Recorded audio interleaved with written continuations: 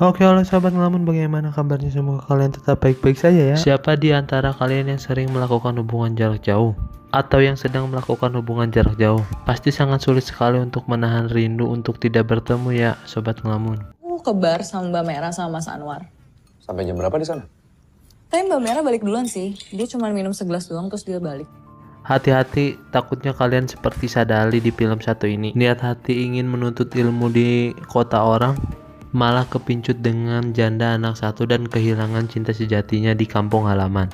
Oke sobat lamun, tanpa banyak basa-basi langsung aja kita gaskan.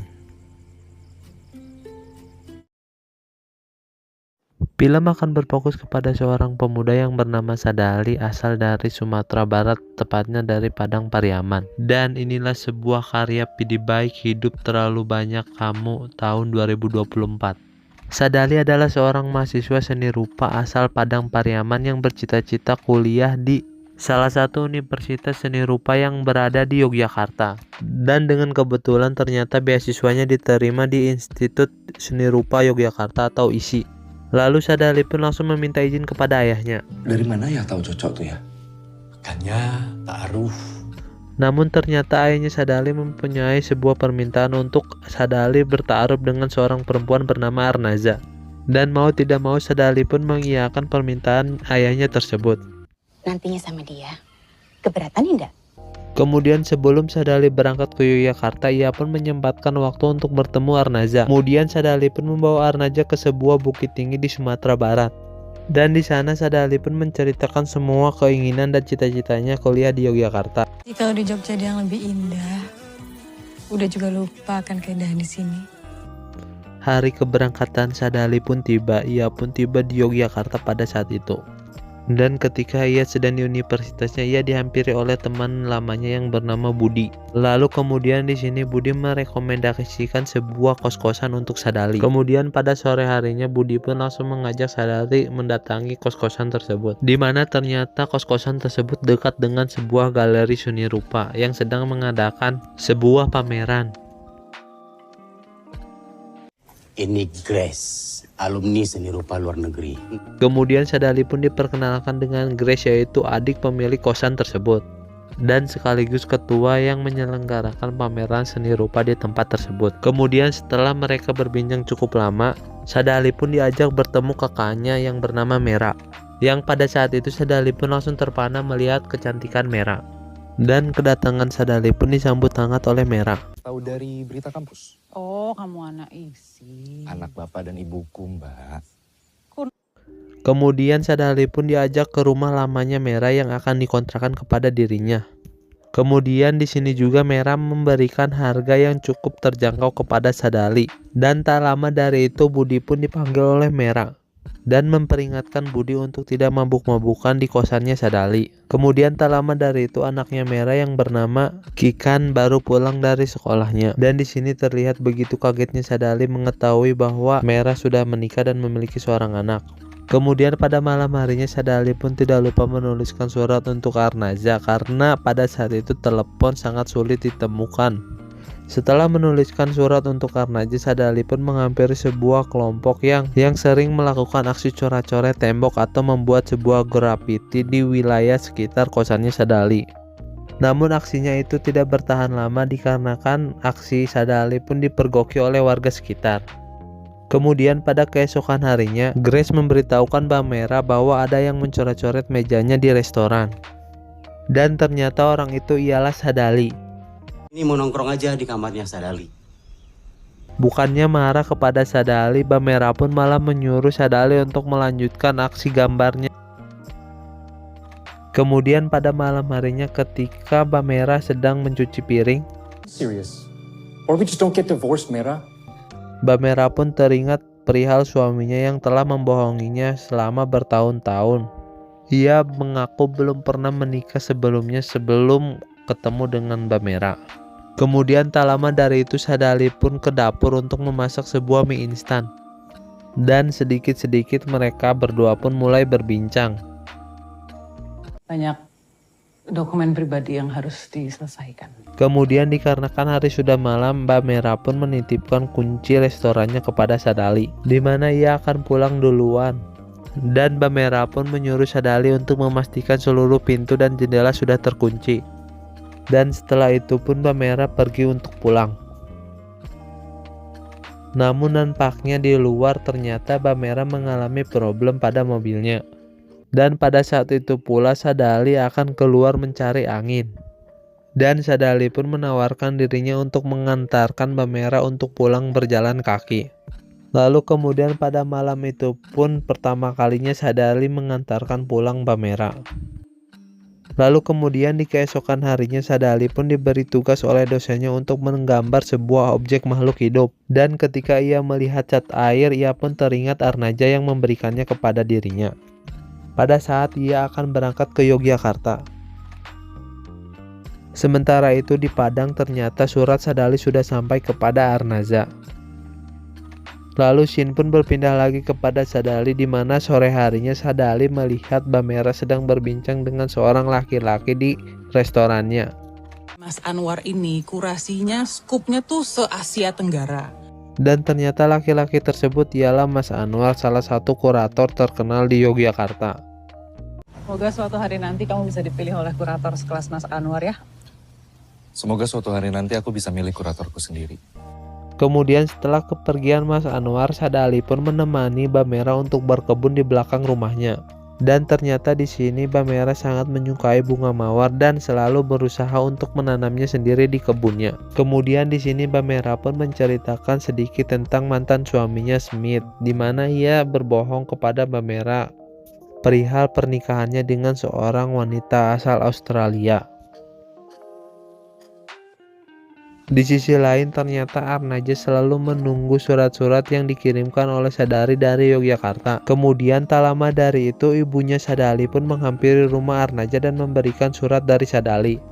Sementara itu di Yogyakarta ketika Sadali ingin pulang ke kosannya, ia bertemu dengan Mbak Mera yang menawarkan tumpangan. Namun Sadali malah mengajak Mbak Mera ke tempat di mana ia sedang membuat mural. Dan ia pun mengajak Mbak Mera untuk menyelesaikan mural tersebut sampai larut malam.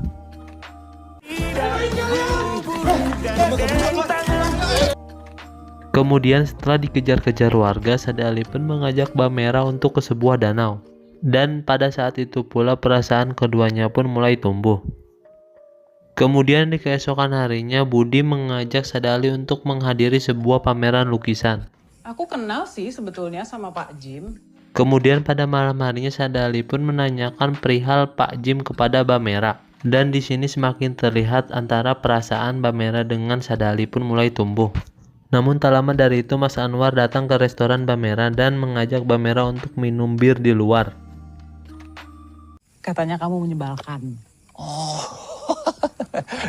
Dan ternyata Mbak Mera mengiyakan ajakan dari Mas Anwar. Dan Mbak Mera berjanji hanya meminum 1 gelas saja, habis itu pulang. Dan di sini raut kekesalan dari wajah Sadali pun terpancar. Kemudian pada malam harinya Sadali pun bingung akan menuliskan surat apa untuk Arnaza karena perasaannya sudah berubah. Di pagi harinya ternyata Sadali sudah menyelesaikan lukisan di meja restoran milik Mbak Mera. Di sisi lain Sadali pun dikagetkan oleh keberadaan Grace yang berada di depan kamar kosannya. Aku ke bar sama Mbak Mera sama Mas Anwar. Sampai jam berapa di sana? Tapi Mbak Mera balik duluan sih. Dia cuma minum segelas doang terus dia balik. Lalu kemudian Shin memperlihatkan Mbak Mera yang sudah selesai di Pengadilan Agama Yogyakarta untuk mengajukan gugatan cerai kepada suaminya Smith. Setelah itu Mbak Mera bertemu dengan Sadali di danau tersebut. Mengasihani diri sendiri gak akan menjadi apa yang kamu inginkan. Kemudian Shin memperlihatkan alangkah banyaknya lukisan di kamar Sadali. Dan semua itu didasarkan oleh rasa sukanya kepada Mbak Mera. Kemudian di keesokan harinya Sadali dan Grace sedang mengikuti acara seni lukis untuk menyambut tahun baru. Dan di sini terlihat bahwa Grace juga mulai tertarik kepada Sadali yang membuat Budi sedikit cemburu. Dan ya sampai-sampai Budi jatuh pingsan karena terlalu banyak minum. Dan mau tidak mau Sadali pun harus mengantarkan Budi ke kamar kosnya. Akibat Budi yang mengoceh perihal Grace yang dekat dengan Sadali, ditambah Budi yang muntah-muntah, Sadali pun akhirnya meninggalkan Budi di lorong kosnya. Kemudian setelah itu Sadali pun langsung bergegas pulang ke rumah kosnya. Namun di parkiran terlihat mobil Mbak Mera yang sedang terparkir dan ternyata Mbak Mera berada di tempat tersebut. Aku juga pengen masuk ke ranah mimpi kamu. Kemudian di sini Sadali pun mulai menghibur Bamera dikarenakan Kikan sedang merayakan malam tahun baru bersama ayahnya Smith. Dan mereka pun mendapatkan waktu untuk berbincang berdua. Sehingga yang terjadi, dan di sini Sadali pun menyesali dengan apa yang setelah ia perbuat kepada Bamera tadi. Kemudian di keesokan paginya hubungan di antara mereka berdua pun menjadi sedikit janggal. Dan di sore harinya Sadali pun mencoba untuk menanam bunga mawar di kebun milik Bamera. Di keesokan harinya Sadali pun bertemu dengan Grace dan Mas Anwar dan mengajaknya untuk mengikuti sebuah acara pameran seni rupa. Kalian itu kayak sepasang kekasih yang lagi berantem dan pasti beneran pacaran ini. Setelah kejadian tersebut, Bamera pun masuk ke ruangan milik Sadali di mana banyak sekali lukisan yang menjadikan Bamera sebagai motivasi dalam membuat semua gambar di ruangan Sadali. Namun tak lama dari itu Sadali pun masuk ke kamar kosnya, di mana Bamera pun langsung pergi meninggalkan Sadali begitu saja dan bertemu dengan mantan suaminya Smith. Dan di tengah percecokan Bamera dengan Smith, tiba-tiba Sadali pun datang menemui mereka berdua. Smith, di masa depan Merah sudah jelas tidak akan ada nama Anda. You don't know shit. I know. Kemudian akibat kejadian tersebut Sadali pun mengekspresikan semua kekesalannya dengan cara mencoret-coret sebuah mobil bus. Dan akibat itu pula Sadali pun diamankan oleh pihak berwajib. Kata orang, mirip berarti jodoh.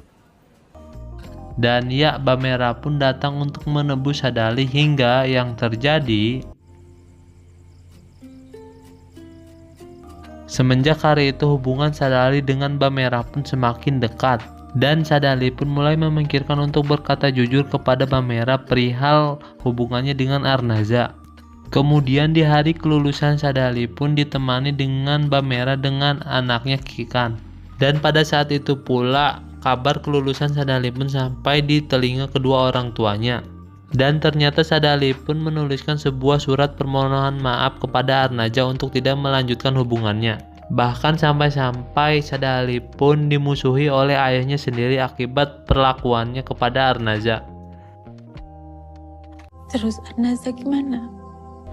Dan ternyata Bamera juga menolak tentang hubungannya bersama Sadali dikarenakan ia baru mengetahui tentang hubungan Sadali dengan Arnaza yang membuatnya sangat kecewa. Sehingga film pun ditutup dengan Sadali yang telah sukses menjadi seorang pelukis dan semua karyanya terinspirasi oleh Bamera. Sehingga film pun selesai.